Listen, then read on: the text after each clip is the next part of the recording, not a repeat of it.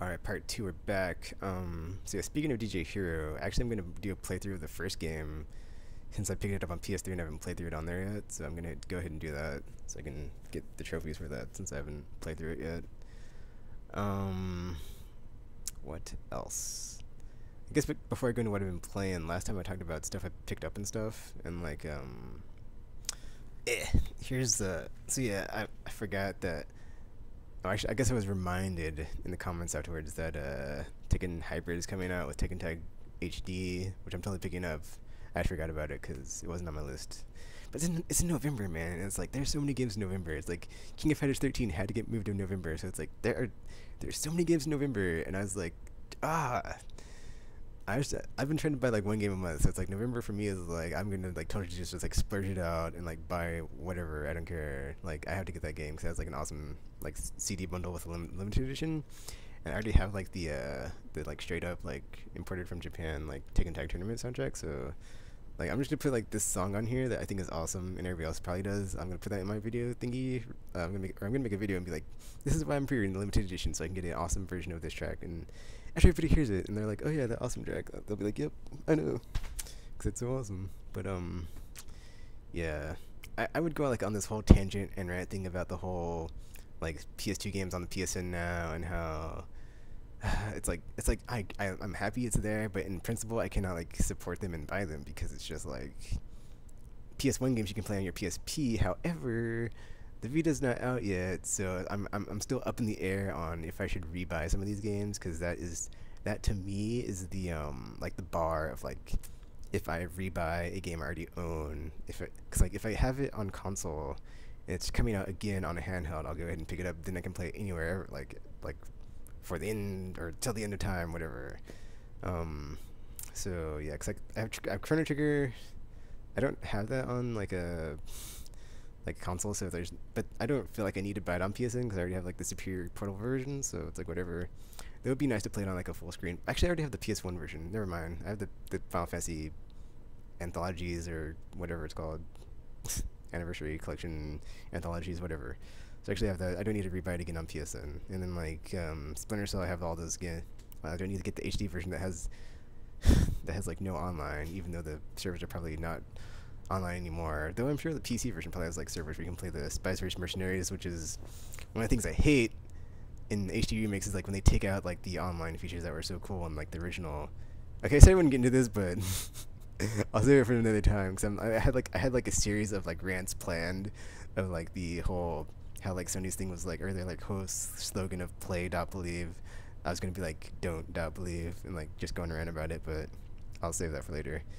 But then like they brought out this like PS2 classics, and I was like, oh, it kind of made me like it was so funny because I had like written this off for like the longest time. Like last year I was like, all right, PS2 games, come on, let's do it on this PSN store.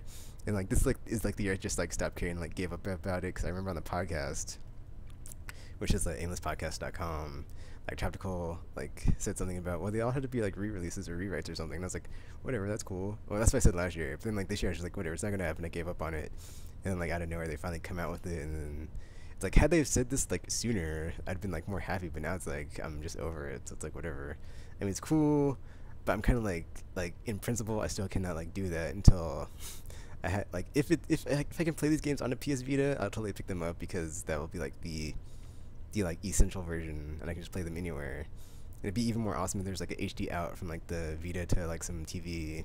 I mean, yeah, it's just like the OG version. There's no upresing of textures or no enhanced whatever or enhanced load screen or time, improved graphics, whatever. It's just like the vanilla ports from the ROMs, so it's whatever. But I mean, I'd like to play Ring of Red because everybody says it's awesome, and I love SRPGs. So $10, that's awesome price for like some awesome games like God Hand. I don't have God Hand, so I gotta buy that too. So I'm just waiting. I'm just wait it out. I have plenty of games now, so it's like I'm not like I can't think of like very many games from the PS2 era that are like if they came out on the PS2 classics, I just like buy them day one because I have so many PS2 games. It's like yeah, I did. That was like PS2 is like easily my favorite console of all time. So now if this exists, it's like okay, I'm happy. So though in principle I cannot support it, so it's weird. So it's like I'm happy, but at the same time it's like So damn you, Sony. It's like I completely forgot like where I'm going in this video, by the way. Like segment 2 is like what I've been playing. I've been talking about completely non-related stuff. I think I need to get back on topic. So yeah, back on topic. That was fun. Gears of War 3, awesome game. Like I just said, I just played beast mode yesterday. Cleared it on casual on Mercy. The map is pretty cool, especially like once you get like higher up and like everybody's just like running around in like the higher like tiered monsters. Because like we had like multiple berserkers and like I was the like little caterpillar thingy. That was pretty fun. And then horde mode's always fun. I don't play the versus mode in that game just because it's like most of the most of the players in that community are jerks, and like I don't really prefer to play that type of third person like multiplayer. So and I think I played Gears 2 online like the versus mode like once, and I was like, wow, this isn't very fun at all. And then after playing so much Call of Duty, it's like I just play something and it's like if it doesn't it doesn't if it doesn't look like, smell like, or feel like, or taste like Call of Duty, I'm like, yeah, this is not very fun. And like I just like, yeah, unless I'm playing like in like a server that's like full of like all my friends or something, that's not gonna happen. Like either let me like specify. Basically, if it's a verse mode game, it has to be like a lobby full of my friends, and it's like first person or third person shooter. Like that's the only one I'm gonna play. But if the game has a co-op mode, I'll totally like be in because I love co-op, and like co-op's like better than everything. So it's like Borderlands. Anybody want to play? Just like send me a friend invite, or like Left 4 Dead, Left 4 Dead 2, Horde mode, or freaking Terrorist Hunt on Rainbow Six Vegas, Vegas 2. Totally, like I'm totally down for that. Like where it's like us versus the AI, and it's all about like let's survive wave after wave. That's always fun. Though I prefer like the Borderlands where it's like me and my friends play through the campaign, which is also in Gears 3, but it was weird because like my friends were like jumping in and out of my game, so it's like I played through like the whole thing in like a 10-hour sitting, but it was weird to like have like one person like join me for like a while and then leave, and then someone came and like joined me for a while and then like left, and like but then like I finished it with like just AI partners, so that was weird. So yeah, Gears of War 3 is awesome. And if you have any interest in the genre or the series, totally check it out and play because it's pretty good. It's really good. Like, it's one of the best games I've played all year. I mean, it could have been. I mean, like taking it for what it is like the best version of the games in the series. So, I still think. I mean, there's still games coming out that like I will have to like judge it on like is a game of the year, but I would say like I really enjoy Deus Ex like more than this game, but it's still an awesome game. I'm not gonna like be like, oh, it's not better than Deus Ex or whatever, but it's really awesome. I mean, it's really good. So yeah. Though I would say people there's like calling like the best game ever, kind of yeah, that's too much praise. Like it's really awesome, but not that awesome. So I mean, it's kind of like I don't know. I think it's a waste of time to just like split leaves or what is it called? Splitting the tea leaves or whatever. Just like, oh, it's the 9.1 out of 10. So whatever. It's like if you're into that, you'll enjoy it. It's awesome. So you should buy it. They probably did though, because it's like 3 million copies. So yeah. Then also, this is still in the shrink grab. Star Ocean First Departure. So Star Ocean, I have like a funny story to tell. This is like one of those games that I've been waiting for like ever to come to the PS1 Classic Store, but just like a lot of the see, this is weird. Like, cause now I'm getting back into what I talked about at the beginning of the video. It's like there's like all these games on the PS1 where it's like, oh man, I really wish this game would come out, and then like instead of it coming to like the PS1 store, it comes to like the PSP as like a remake or like some awesome enhanced version. So this is Star Ocean First Departure. I got it for $10 off of Amazon. It's still on sale for like $10, so you can probably still pick it up for cheap off there. But while I'm on the subject, I'll also move on to my other game, which is like brings me into like conflict of like why I like digital distribution and I'm for it, but like there are times when I will get a physical copy over the digital copy because of like certain criteria. So it's like this is Shin Megami Tensei Persona 2. I got this the same day as Gears of War 3 came out. Haha, funny. So I haven't played it because I've been playing a ton of Tactics Ogre still. But when I finish my 4th playthrough, which I'm on, or is it, yeah, 4th playthrough, finish that, I'll finally start this.